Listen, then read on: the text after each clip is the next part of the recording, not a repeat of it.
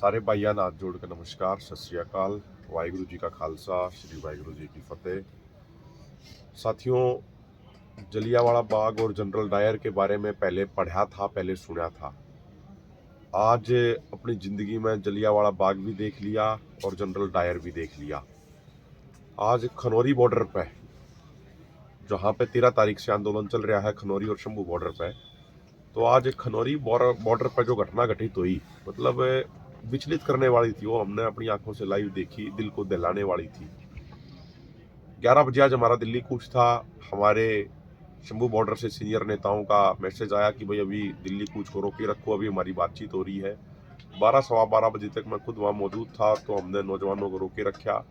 12:15 बजे के आसपास जो पुलिस की बैरिकेडिंग थी, उस तरफ से कुछ सिविलियन वहाँ मौजूद थे, जो गलत इशारे करने लगे किसानों के सामने और जय श्री राम, जय माता दी, जय श्री राम, जय माता दी, ये सारी चीजें बोलने लगे। हमारे कुछ नौजवान साथियों ने, किसानों ने उसका विरोध किया कि भाई इस तरीके से नहीं बोला जाना चाहिए। तो उसी समय अचानक से पुलिस ने, आरएएफ ने जहरीली गैस के गोले छोड़ दिए, और वो गोले ऐसे थे, हम वहाँ पे थे, हम भी उसकी चपेट में आए। मतलब अब तक तमाम किसान भाइयों के जो ये फेफड़े हैं, मतलब ये दर्द कर रहे हैं। मतलब एकदम से शरीर के अंदर ऑक्सीजन उन्होंने खत्म कर दी। फिर उसके बाद पुलिस प्रशासन ने खेतों में जाकर 315 बोर के, 12 बोर के, 32 बोर के वो फायर करे किसानों के ऊपर, सीधे सीधे फायर करे। और लगभग 1 बजे के आसपास एक 22 साल का किसान, पंजाब का बठिंडा का रहने वाला शुभकरण सिंह, उसका सीधे उसके यहाँ पे सिर में उन्होंने फायर मारा। और हमारी आंखों के सामने, मतलब ये मैं खुद उसका गवाह हूँ, जब उस भाई को गोदी में लेकर आए और जब वो खेत में गिर गया, तो वहाँ पर वो कोई रिस्पॉन्स नहीं दे रहा था।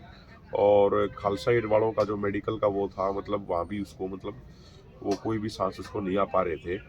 तो उसको एम्बुलेंस में लेकर पातड़ा तक पहुँचे, लेकिन पातड़ा में डॉक्टरों ने उसको डेड घोषित कर दिया। अपने, बताया जा रहा है, अपने माँ बाप का इकलौता बेटा, 3 बहनों का इकलौता भाई था। और इसके अलावा 4 और किसानों को गोलियां मारी गई। छर्रे तो 500 से अधिक किसानों को लगे हैं। आप देखोगे मेरे भी यहाँ पे छर्रा लगा है सीधा यहाँ पे। डॉक्टर ने फिर छर्रा निकाल के यहाँ पे बैंडेज करी है, तो सीने पे और यहाँ पे गर्दन पे 3-4 छर्रे लगे, लेकिन वो डॉक्टर ने वो छर्रे बाहर निकाल दिए, वो बैंडेज कर दी ऊपर। चलो, हमारा तो कोई वो नहीं है।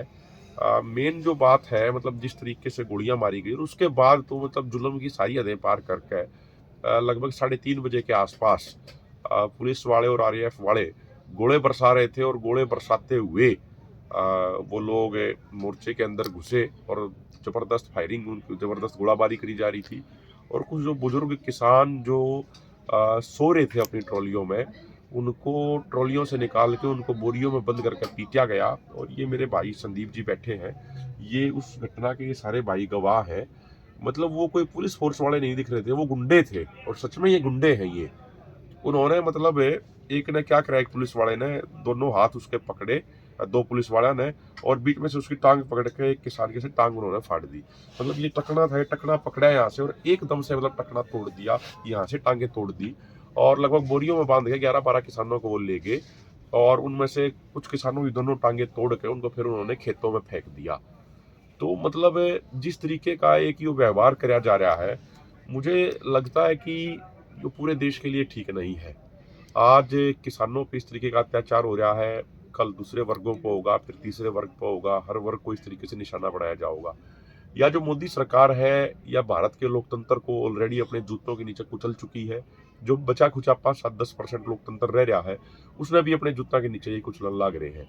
ये देश की जनता ने तय करना है, देश की जनता ने लोकतंत्र के लिए, किसानों के लिए खड़ा होना है, या फिर तानाशाहियों की, तानाशाह करने वाले लोगों की सपोर्ट में रहना है। सबसे महत्वपूर्ण बात, मतलब हरियाणा पुलिस मतलब धड़ल्ले से झूठ पे झूठ, झूठ पे झूठ, झूठ पे झूठ बोले जाने लग रही है। हरियाणा पुलिस 315 बोर के, 32 बोर के, 12 बोर के, ये किसने अलाउ कर दिया ये फायर करने? गैर कानूनी असले वो इस्तेमाल करने लग रहे हैं। जो गैस इस्तेमाल करने लग रहे हैं, वो गैस इतनी जहरीली है, अब भी लोगों के फेफड़िया में दर्द होने लग रहा है। तो ऐसा लग रहा है जैसे अंदर कोई इन्फेक्शन हो गया, वो एकदम से ऑक्सीजन उन्होंने शरीर में खत्म कर दी। और वो लोग आए ट्रॉलियों में, 25-26 हमारे साधन उन्होंने तोड़ दिए। टायर थे, टायर फाड़ दिए उन्होंने, जो टैंकर थे, टैंकर उन्होंने पलटा दिए। वो सारी वीडियो है, कैमरों के सामने है वो सारी वीडियो। ट्रैक्टरों की तेल की टंकी की पाइप तोड़ के वो पेट्रोल और डीजल, माफ़ी कीजिएगा, डीजल नीचे उन्होंने गिरा दिया वहाँ पे। अगर वहाँ पे कोई गोला पड़ जाता और अगर कोई धमाका हो जाता या कोई आग लग जाती, तो उसके लिए कौन जिम्मेदार होता? मतलब आज जो एक जो चेहरा हमने देखा, मतलब नफरत होगी। और जब तक जिंदगी की आखिरी सांस रहेगी ना इस शरीर में, ऐसी तानाशाही सरकारों की गलत नीतियों का विरोध करते रहेंगे यार, बिल्कुल खुल कर कहें भाई, बिल्कुल करेंगे। जिस तरीके का आज अत्याचार करा है ना, यो अत्याचार कदे जीवन में भूलेंगे नहीं। और मतलब इस तरीके का आज एक माहौल हो गया था, एक गमगीन माहौल है अभी भी।